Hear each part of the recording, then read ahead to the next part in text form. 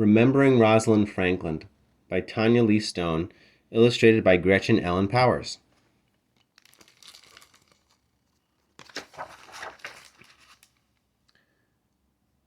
Rosalind Franklin and the discovery of the double helix structure of DNA.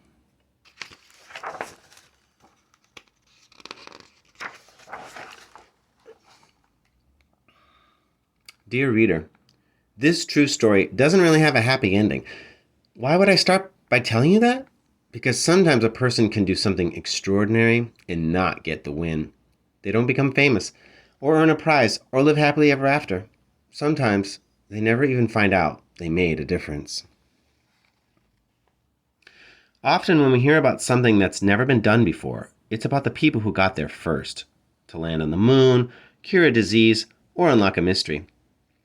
But nobody achieves such great things alone. There are usually other people whose hard work made change possible. Stories about these people are just as important, and it's up to us to remember them. This story is about remembering Rosalind.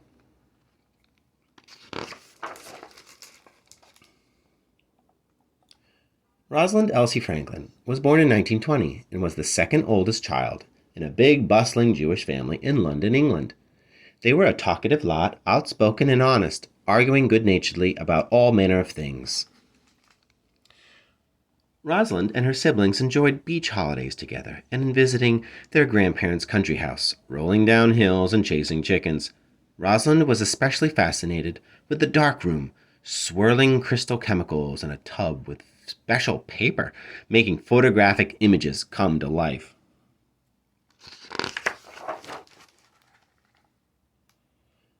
At this time, it wasn't common for girls to think about college and careers, but Rosalind's parents expected just as much from their daughters as their sons. Although she stressed about homework and exams, Rosalind threw herself into everything she did, equally excelling at tennis and hockey as geography and German. While she loved solving puzzles and problems, Rosalind did not have a knack for music. One cannot be good at everything. She found math and science quite exciting, and by age 15, chemistry and physics were particular passions. That same year, Rosalind's parents took her to Norway, sparking her lifelong love for climbing mountains.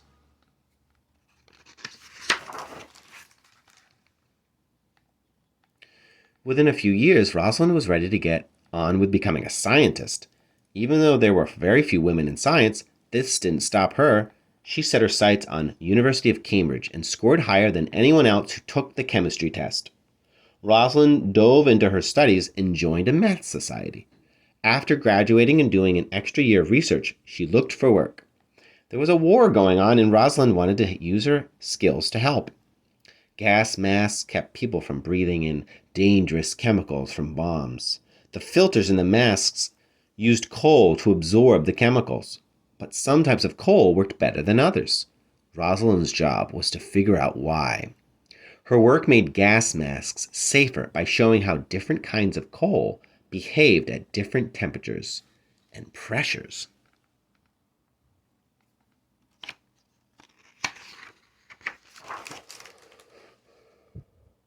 Rosalind had a zest for life.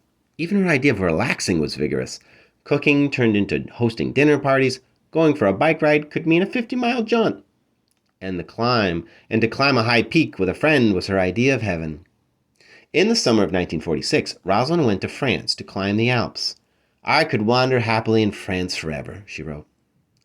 Lucky for her, she was soon offered a research job in Paris. Having spent time just outside Paris before college, Rosalind spoke excellent French. Paris. At the French lab, Rosalind continued studying coals and carbons. She became an expert at X-ray crystallography, using X-rays to look at atoms and molecules tens of thousands of times smaller than anything the human eye can see. With this technique, she could discover the invisible structure inside tiny specks of matter, which became to her as real and solid as billiard balls.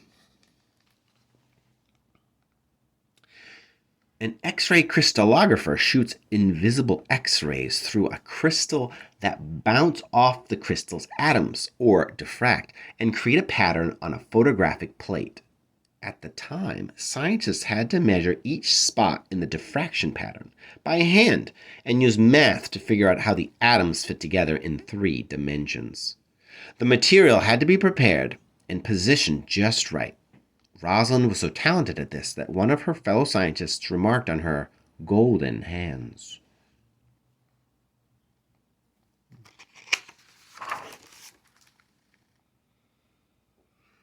Women scientists were not as rare in France as they were in England. They were also treated with more respect and paid the same as men. Rosalind's fast and animated way of talking was admired. Her colleagues found her quite smart. The fashion there was also smart, and Rosalind was enthralled. One day she visited a laboratory sporting the newest look from famous designer Christian Dior. Although she loved living and working in Paris and having travel adventures with her friends, Rosalind missed her family.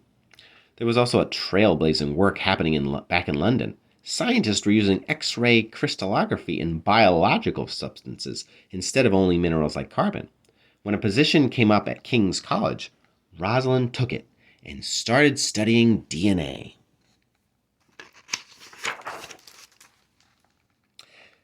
DNA stands for deoxyribonucleic acid. It is the genetic code inside every cell of every living thing.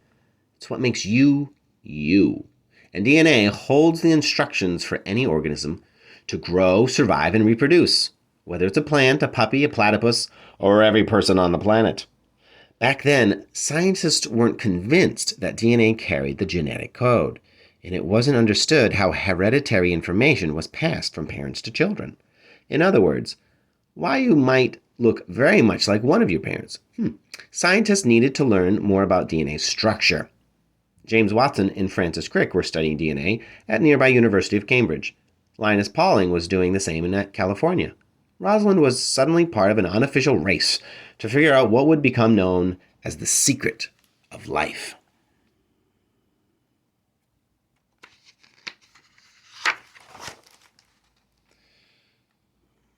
Rosalind understood that she had been hired to direct the X-ray diffraction work on DNA.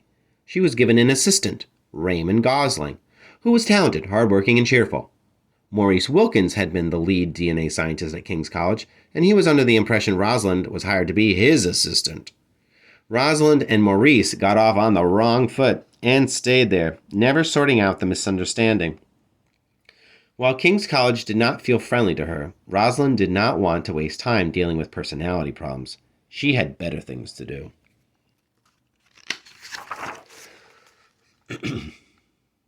With her camera, she got to it. Soon her X-ray diffraction images revealed incredible results. Rosalind discovered that DNA created different patterns depending on whether it was wet or dry. All the images scientists had taken up until then had blurred the two forms together, making the photographs difficult to interpret.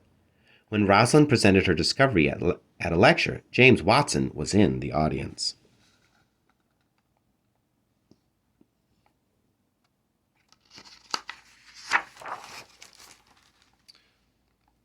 Watson was doggedly determined to be the first to figure out the secret of DNA. Before working with Francis Crick, Watson had tried to meet with Maurice Wilkins to find out what King's College was doing, but Wilkins had turned him down. Crick, however, was old friends with Wilkins. Within a week of Rosalind's talk, Crick invited the King's College team to see the model he and Watson had built, an approach Rosalind did not support. She believed in relying on experiments and analyzing data. Rosalind took one look at the model and saw their errors, which she quickly pointed out.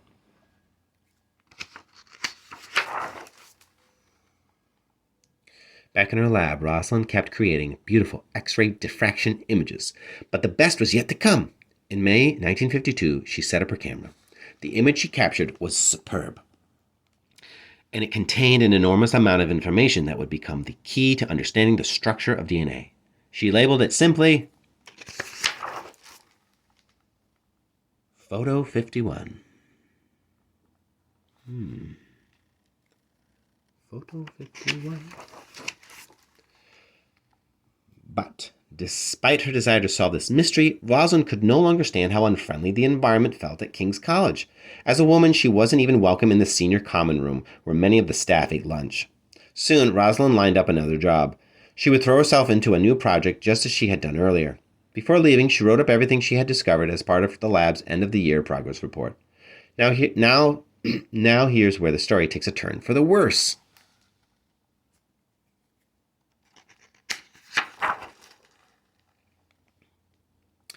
There are many different accounts about how Maurice Wilkins ended up with Rosalind's photo 51, but what we do know is that Wilkins showed it to Watson and that Rosalind was never consulted. The instant I saw the picture, my mouth fell open and my pulse began to race, Watson later wrote. The X pattern clearly indicated DNA had the shape of a helix or a spiral. Watson and Crick then got a hold of the end-of-the-year report. There in Rosalind's section was her description of a single building block of DNA, along with her carefully calculated measurements. Rosalind's data told Crick that DNA must be a pair of spirals, one running up, the other down, creating a double helix. The double helix structure would allow DNA to split down the middle and make copies of itself. Within weeks, Watson and Crick completed a correct model of DNA, fully cracking the code to the secret of life.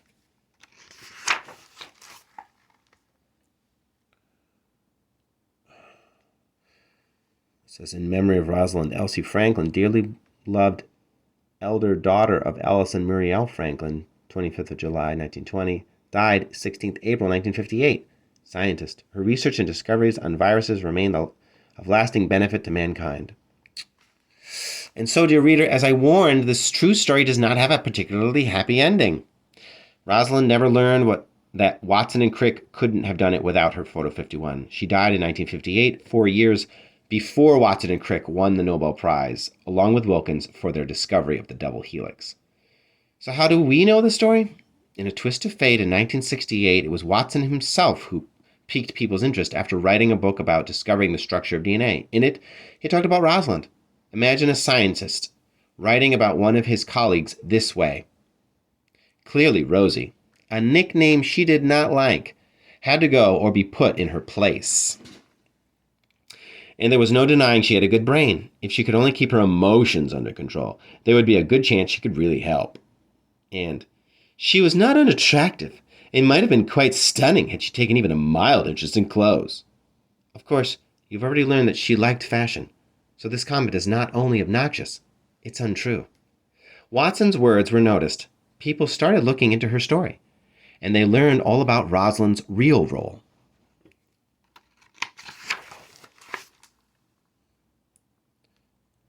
Just as the mountains called her to climb, the beauty of the work itself drove Rosalind to pursue her research.